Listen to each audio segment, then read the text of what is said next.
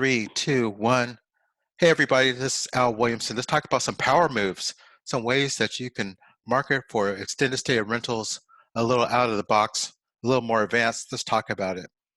Well, first, you need to get your mindset right and realize that there's a lot of people who need extended stay travel and corporate housing. The biggest portion of it, 33% of it, is people who are doing relocations. Okay. And the other big portion of it, 21%, there's people who are doing projects and trainings. Training is a very big part of extended stay rentals, and so is project management. And then followed by um, the other category, of course, and insurance emergencies is 10%, government, military 9%, and internships is 8%. So there's a lot out there you can go for. You don't have to just look at travel nurses. There's a lot of opportunity out there. And as you've seen before in a previous module, that there's a lot of competition over here in these shorter stays, 1 to 2 months. And in these longer stays past a year, of course, there's a lot of competition. You can find it on Craigslist, but this in between, right in there, these longer term stays is wide open, very little competition at all, but it is inefficient. That means you have to do some work ahead of time before you can actually land a booking. You got to do some work. Okay, it's not always one-to-one. All right, but it's very profitable, so that it's worth doing it. The juice is worth the squeeze. And here are 5 ways to help you out with that. First way is to give a care. Talk about that, just being human. Key number 2 is use the Richie on Facebook. That's about some direct marketing techniques. Furnish finders, of course, for traveling healthcare professionals. Number 4 is the billboard effect. You want to add that to your marketing campaigns and aggregators. Just take it one at a time. So to give a care, that means to meet with people and talk to them one-on-one, individual conversations without asking for anything. You're just expressing care for that person. Right now, we're dealing with the COVID-19 tragedy, or it's a national disaster. Where I'm currently on lockdown here in California. All California is on lockdown, and I'm expressing concern. I reach out to my clients and I express concern. I ask them, how are they doing? And has their schedule changed? Do they need to go back home early, or do they need to extend? And then I take the same time to ask them if they know anyone coming to town, and also get market research. This is the time people will talk to you. So you can learn a lot about your market. You can pick up some deep research on your market during these times. People will talk, and this is the perfect time to do that. So don't pass this opportunity. Make sure you reach out and express some concern to the people that you already are housing. Okay. Key number 2 is to mind your network, and this is dealing with social media and direct marketing. So this technique I call the Richie, because Laura Richie um, created it, and I liked it so much, I took it. And I added a few things to it, but it was so brilliant. So what it is, I post some pictures of my current listing on my personal Facebook page. And I add some copy that looks like this. It says, please spread the word to anyone you know who's on extended work assignment or stuck in a hotel long term for any reason. I can provide them twice the space, more convenience, and a better experience. And I don't say cheaper because I don't want to compete on price. I just want to talk about the experience and more space, those types of the things. I'm competing on value. And I say I have a full kitchen, on-site laundry, a comfy space to call home. And then here's the key point. I say, if you know anyone staying at an extended stay hotel and send them my way, I'll send you $100 when they book. So I'm incentivizing them to become part of my sales force. This is what's key. People want that $100. So that'll jog their memory. And I have a brand new loft on Broadway in Sacramento, California. I tell them what I got. Yes to pet short-term leases and working with invoices or insurance companies. Prices start at 1957. So what I'm trying to do is make people qualify. If they're looking for something cheap, they see this price, they don't should not bother to even reach out to me. I'm looking for people who have a budget of $2,000 or more. Okay. Then here's the key part here. I say, please share this post. Hit the share button. Let people know exactly what I want them to do. And my friends and family who care about me, they hit the share button. So I was able to pick up 12 shares really quickly, and that percolates through their network, their Facebook network. And this was on March 10th, okay, at 10 a.m. And on March 11th at 9:44 p.m., I get this inquiry from Frank, and I went back and forth with him. He's just getting divorced. He's local in town. He needs a place to stay, and I set up a showing with him. So that was a direct result the next day of someone I would have never found on my own. Okay. Now, I was able to book the place with someone else, and not what I didn't need Frank, but it's a very effective marketing technique, the Ritchie. Key number 3 is I'm using Furnish Finders, and I like Furnish Finders a lot because the people on there are not not really hungry. They half fill out their listings, and they show bad pictures. There's not hard competition. It's easy to stand out. Okay. Now they deal with traveling healthcare professionals. And this is a map came from Corporate Housing Providers Association. These highlighted areas are the places facing the worst shortage of nursing. So you see California, South Dakota, Texas, Georgia, South Carolina, New Jersey, and Alaska. And if you are in those spots, if those are your towns, um, if those are your states, you definitely need to have a travel nurse strategy. Find something that works. That's what you're looking for. Okay. So here's a look at it, Furnish Finders. It looks like this. And people often search that map. You can find out what's going on with your competition. Now, who uses Furnish Finders is nursing agencies. They direct people right to it, or if the nurse or healthcare professional decides that they prefer the agency to find housing for them, then they'll just hop on Furnish Finders and make the phone call themselves. Now, traveling healthcare professionals use Furnish Finders quite a bit. Okay, they go right to it, and they are travel nurses that you know who they are. They're probably the most famous part of the traveling healthcare professionals. Traveling docs and physical therapists and ecotechs, they all use it, as well as traveling social workers. Now they are in the ER rooms. They are also part of the healthcare professionals that are get a housing allowance and are looking for places. Now, what they need, number one, is safety. That's a big deal. The neighborhood can't be sketchy. The first opinion is everything. So it's got to look great from the beginning. They want privacy. They do not want to share with people that they don't know. That's not their um, first priority. They want to have a place to themselves. Not to say that they won't share, and if they're traveling with a group, they definitely will do it. But don't count on a sorority house for that. They'll just all pile in. They want to be quiet. They need their sleep. Oftentimes they're sleeping during the daytime and working nights, so that's really important that it's quiet.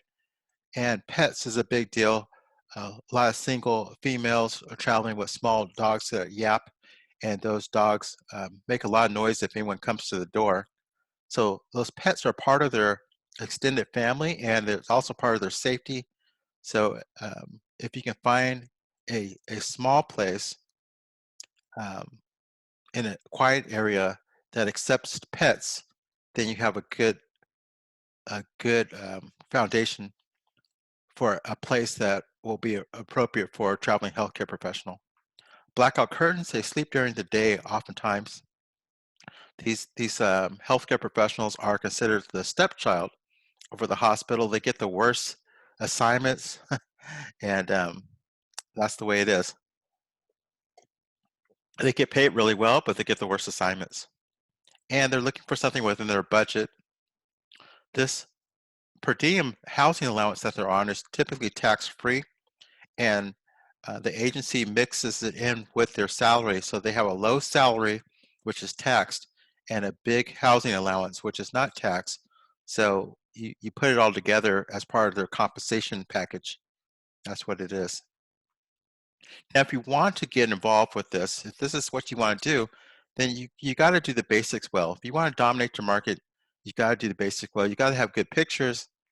You got to fill out the listing completely, and you got to do some storytelling. Bullet points just don't get it. Here's an example of the inside of Furnish Finders when you're searching the map. I clicked off with a room, so I'm not showing anybody who has a room. I um, I unchecked hotels, so I'm not looking at hotels. You can also check on people who accept pets. You put that on, but I'm looking for people who are not sharing, who are offering their own unit. And here's my competition here in Sacramento. You can see it's filling in.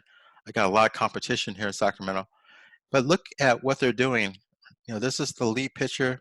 It's not even cropped right. It's a terrible picture to put as your first picture. These guys are not paying attention. This is not very inviting at all. And this person's not even showing a house or inside of a house. They're showing a trail as their main feature. They're not much competition, very amateur thing to do. And we got this is pretty nice. It's a it's the best thing on his page. It draws your eye. It shows what they have. Here we go. Here's another one. This was one of my old units. The owner took it back, but you can see it was not good lighting. And she's showing the outside of the place like you're selling real estate. You want to show the inside of your unit because you're selling hospitality. This is a better shot. It's got some good natural lighting coming in here, but it's showing the kitchen. It's not showing a place to rest. It's almost like showing off where you're going to do dishes. So they could have picked a better first picture. And here's my listing inside my new loft. I'm showing you some professional photos. Is sized for this tight area that Furnish Finders gives you, and it shows where a seating area where you can be comfortable. So I'm competing. I'm paying attention. Also, the titles that you have here, Grandma's Cottage. That is not inspirational. They should change that. And look at this. It says Furnished to BE. They didn't pay attention to how long this is. This is terrible. They're not competing. And I call mine a modern urban loft, something aspirational for these younger travelers. Okay, the next point, if you want to dominate, is you want to use the app. Furnish Finder has an app. Is a good way of staying organized and quickly communicating back and forth with the traveling healthcare professional that you're working with.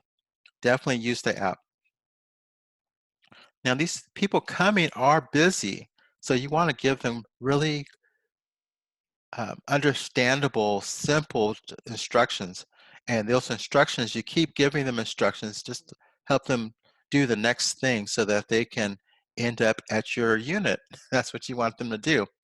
You want to organize them, you want to follow up with them, and you want to realize that they're oftentimes driving to your location as they're trying to find housing because they don't have that much time to between when they accept their contract and when they found housing. So remember that. Make it easy for them. Give them um, lots of guidance to come to your place. Number 4 is get reviews. A lot of times people on Furnish Finders do not even bother to follow up with the nurse to get reviews. So reviews is so important with online businesses. So offer a bottle of wine, something to have that a nurse who you delighted or a healthcare professional that you delighted to leave you a review on Furnish Finders. That's really important. Okay. Now the fourth key to fourth power move for marketing your extended stay rental is the billboard effect. And the billboard effect is this, it, it means that even though your guest discovers you on some online travel agency such as Airbnb, VRBO, TripAdvisor, and all those other ones, even though they found you there, they ultimately go to your website and book with you, and that means they get a big savings, and you don't have to pay any fees. So that's really important. Okay, and the next part of the billboard effect is that the goal of it is to bring awareness of your offering. Okay, that's what it is. You want to market your property. You want to be everywhere.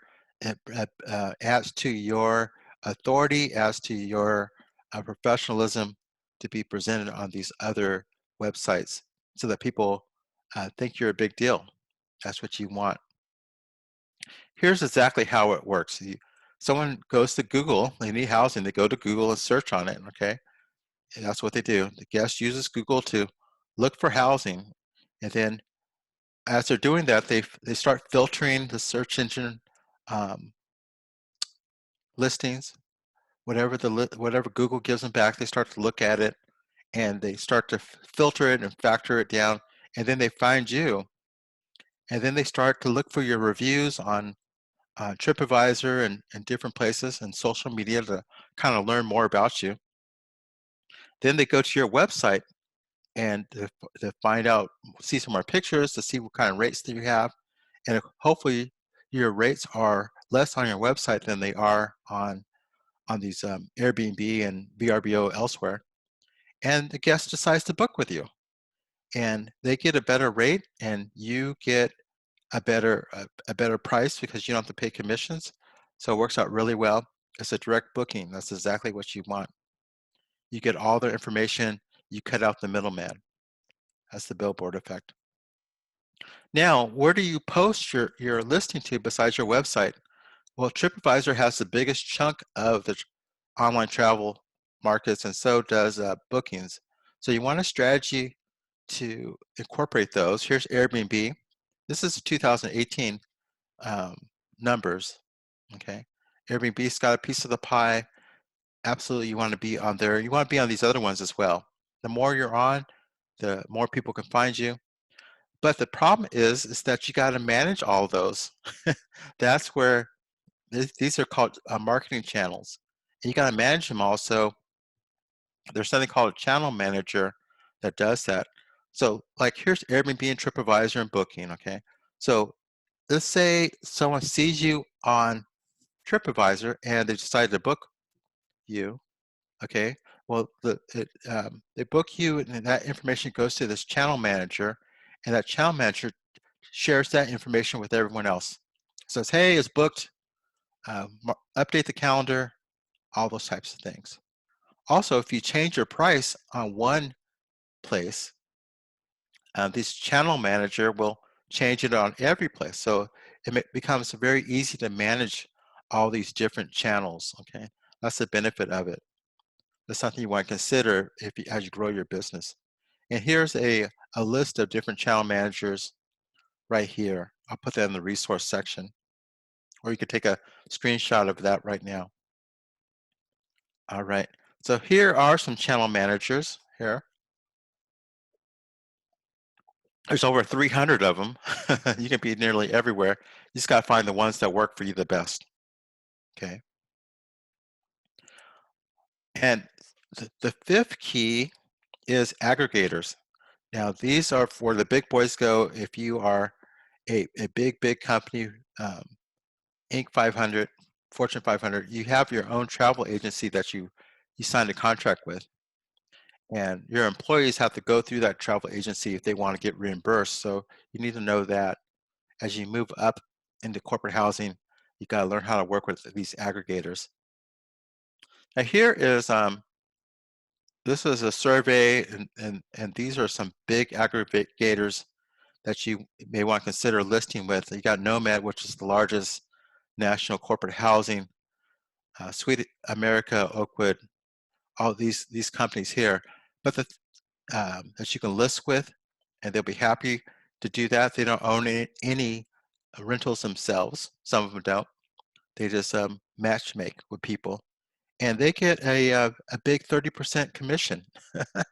So you may be able to mark your prices up to where people can afford it, but they're going to take a big chunk of it. You got to know that.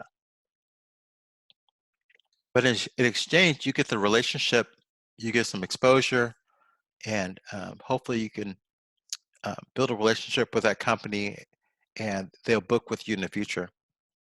You can become one of their direct vendors. All right. So what kind of properties does like Nomad want in these levels? They want newer properties in upscale communities. Um, they don't like older stuff. They like things built within the last 5 to 12 years, suburban areas, garden style apartments. And um, either they have a doorman or something for safety, a concierge staff, but definitely some form of control access so that not anyone can just come and go. Safety is a big issue with corporate America wanting their employees to be safe. So you got to have controlled access. All right, so that's it. 5 power moves. Let's go over them again. Is number 1 is to give a care. Number 2 is the Richie. Let your Instagram, Facebook people know. Give them a $100 incentive to share your post and find people for you. Use furnish finders if you're trying to get medical professionals. The billboard effects helps you be everywhere to drive more traffic to your website so that you can book direct and make a higher net income. And aggregators are your way to hire in corporate housing. If you want the most precious, the most lucrative clients, you got to work with the aggregator. Okay, I hope that helps. Let me know what you think.